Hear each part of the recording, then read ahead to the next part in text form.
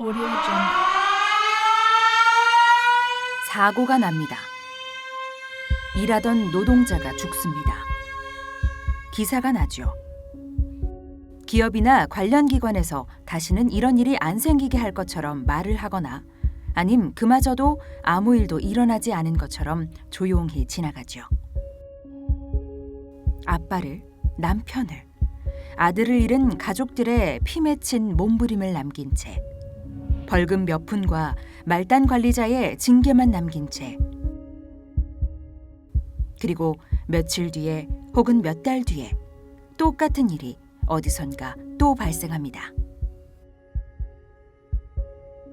그렇게 아직도 하루에 6명이 넘게 죽고 한 달이면 180여 명이 죽고 1년이면 2,400여 명이 죽습니다. 언제나 대한민국은 산업재해 세계 1위 국가입니다. 이 끊임없이 반복되는 고리, 어떻게 해야 끊어낼 수 있을까요?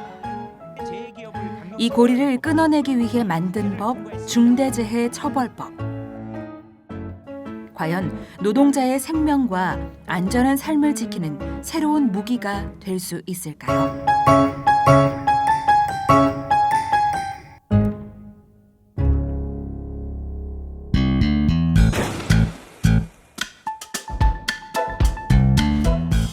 일터에서 중대재해가 발생해요.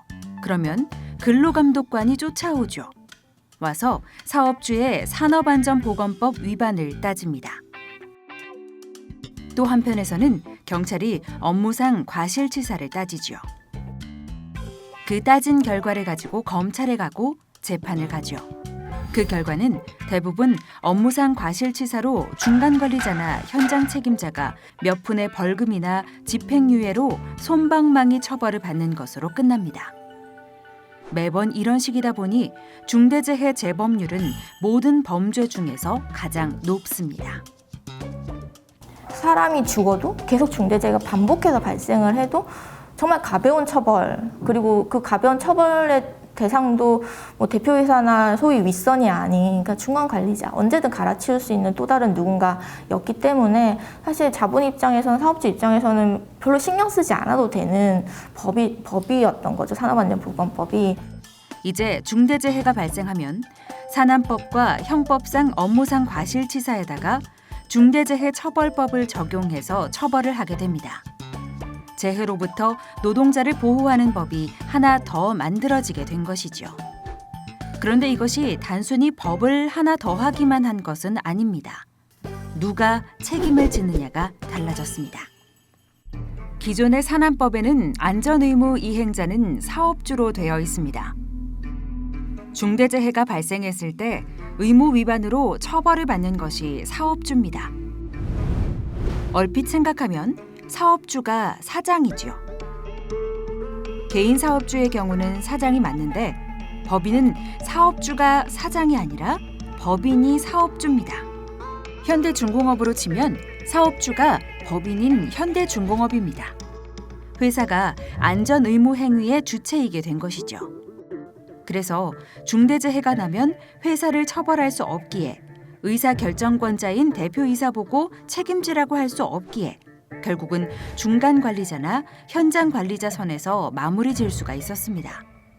그런데 중대재해처벌법에서는 사업주가 아니라 안전의무 이행자를 경영책임자로 꼭 집어서 명시하고 있습니다. 그러니까 사업주인 법인이 아니라 경영책임자에게 일정한 의무를 부과하는 법이기 때문에 그냥 이 법 자체는 경영책임자를 처벌하기 위한 법입니다. 처벌의 내용도 기존의 산안법보다 강화됐습니다.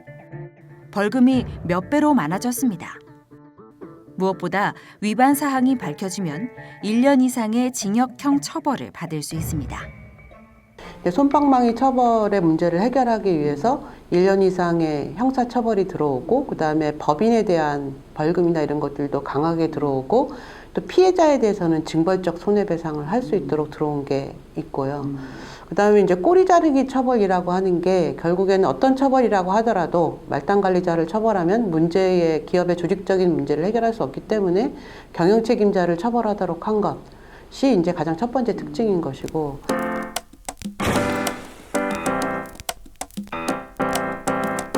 이전에는 일터에서 중대재해로 노동자가 사망했는데 사망 노동자가 근로계약을 쓰지 않은 다단계의 말단 하청 노동자라면 그 죽음에 어떤 책임도 어떤 처벌도 못했습니다.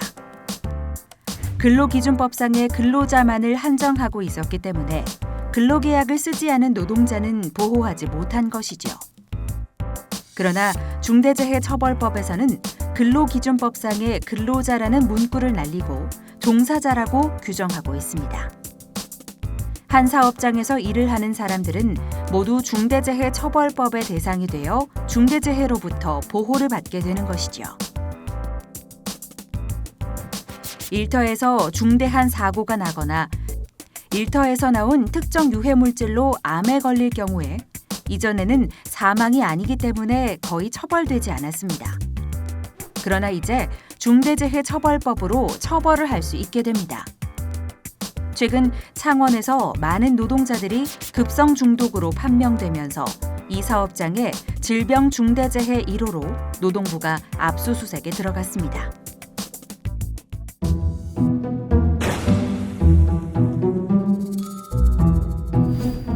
난 현장을 잘 몰라. 본사는 현장으로부터 멀리 있고 나는 실무를 잘 몰라.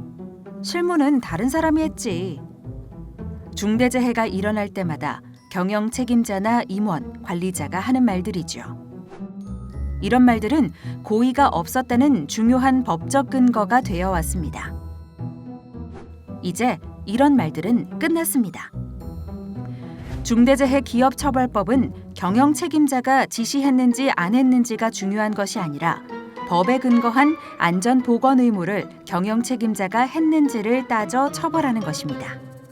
그러니까 안전보건 조치를 자기가 실무를 직접 하는 사람은 아니지만 그것이 실제 돌아가도록, 그리고 그게 실제로 돌아가고 이행되는지를 계속 점검하고 챙기고 평가하고 하는 그 확보 의무를 부여한 거거든요.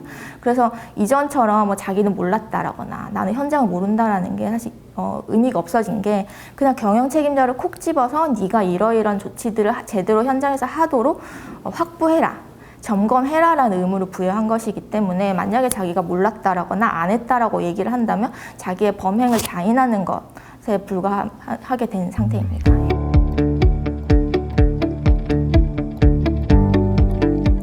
중대재해처벌법은 의무이행자는 경영 책임자이고 안전의무는 근기법상의 근로자를 위해서뿐 아니라 일하는 모든 사람을 보호하기 위한 법이다라는 것을 명확히 하고 있습니다.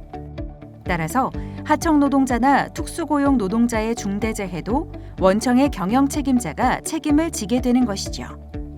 이전처럼 사망한 노동자에 대해서 뭐 나는 이 사람이랑 근로계약을 체결하지 않았어 라거나 혹은 이 사람은 우리 노동자가 아니야 라는 어떤 항변이 받아들여질 여지가 없는 거죠. 그래서 자기 사업장에서, 그러니까 자기가 실질적으로 지배관리하는 그 사업장에서 일을 하는 노동자라면 자기가 직접 근로계약을 체결했든 아니면은 타인을 통해서 근로계약을 체결했든 혹은 누구와도 근로계약을 체결하지 않고 그냥 이 사업장에 들어와서 일을 하는 뭐 특고 노동자든 그 계약의 형태가 무엇이든 간에 이들의 안전보건을 확보하기 위한 의무를 그 원청의 사업주의 경영 책임자가 지는 그런 형식으로 법이 만들어져 있습니다.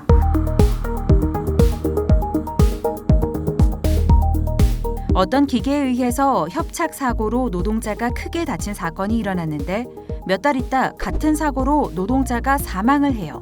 이때 회사가 첫 번째 압착 사고 때 재발 방지를 위해 노력을 했나를 따져요.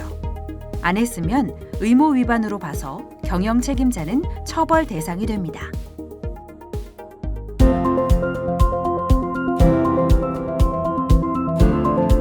사업장에 노동부에서 정기감독이나 기획감독을 나와서 위반 사항이 나왔다. 그러면 노동부는 시정조치를 하거나 과태료를 부과하게 되죠. 그런데 시정조치가 이행되지 않다가 중대재해가 발생하면 의무 위반으로 경영 책임자가 처벌됩니다.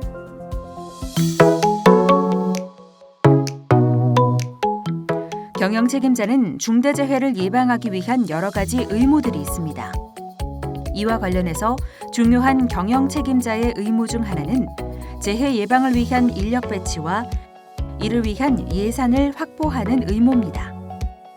그 기업 내에서 시스템이 있어야 된다. 안전하게 관리할 수 있는 시스템이 있어야 되고 그 시스템에는 실제로 예산과 인력이나 이런 것들이 다 받침이 되어야 산재를 줄일 수 있는 거니까 이번에 중대재해기업처벌법은 그 시스템을 구성하고 예산과 인력을 할 수 있는 거는 말단이 할 수 있는 게 아니고 경영 책임자가 해야 되고 할 수 있는 것이니까 경영 책임자를 처벌을 도입함으로 인해서 기업이 시스템을 갖추고 인력과 예산을 투자할 수 있도록 하는 데에 큰 이제 전환을 시켜내는. 또한 하청이나 특고 노동자까지 포함해서 노동자의 의견을 수렴해야 하는 것도 경영 책임자의 중요한 의무 사항입니다. 예를 들어 우리 사업장에서도 위험성 평가가 있는데 이때 위험성 평가 결과 개선 사항이 나와서 개선 요구를 했는데 조치가 이루어지지 않았다면 경영 책임자의 의무 위반으로 경영 책임자가 처벌됩니다.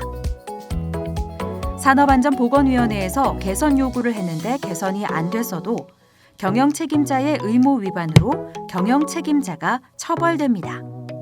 앞으로 현장에서 안전과 관련한 이런 활동들이 더욱더 중요하게 된 것입니다.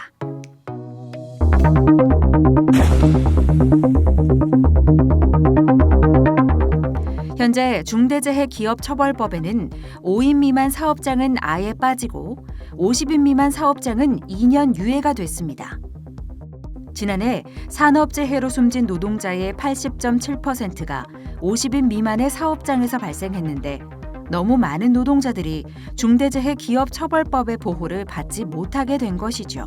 5인 미만 사업장에서 가장 많은 재해가 발생을 하고 있잖아요.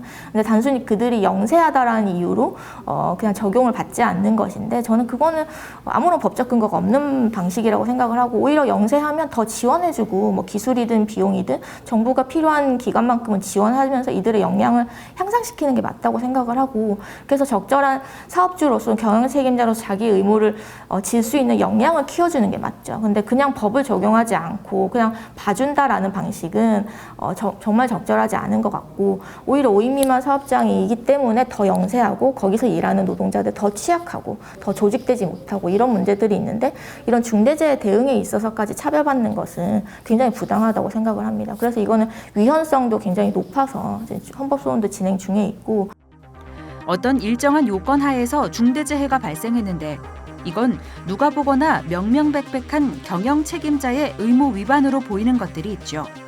이럴 경우에 의무 위반을 가려내는 많은 과정을 생략하고 바로 경영 책임자의 의무 위반으로 추정하자는 조항을 노동계에서는 요구했는데 빠졌습니다.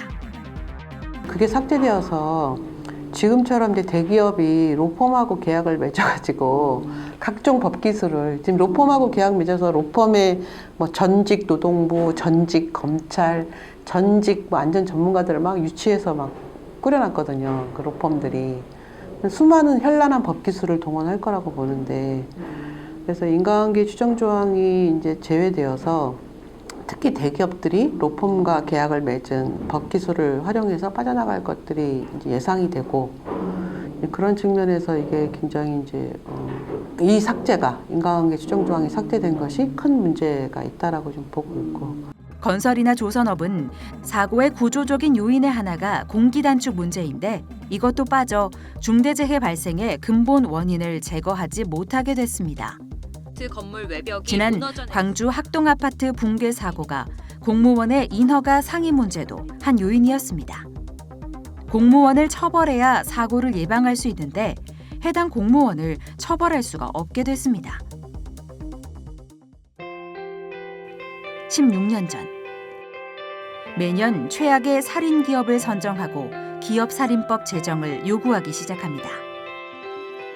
몇 년 뒤에 구체적인 입법 투쟁을 시작합니다. 산업재해와 시민재해를 포괄하는 중대재해 기업처벌법 제정운동을 전개합니다. 노회찬 의원실과 입법 발의를 하지만 논의조차 없이 폐기되고 맙니다. 이런 반대에도 불구하고 국민의 72%가 중대재해 기업처벌법 제정에 찬성합니다. 민주노총이 중대재해 기업처벌법 제정 원년 투쟁을 결의합니다. 1년간 전국에서 집중 투쟁을 벌입니다. 그리고 마지막에 피해 유가족의 죽음을 건 투쟁 끝에 결국 법으로 제정됩니다.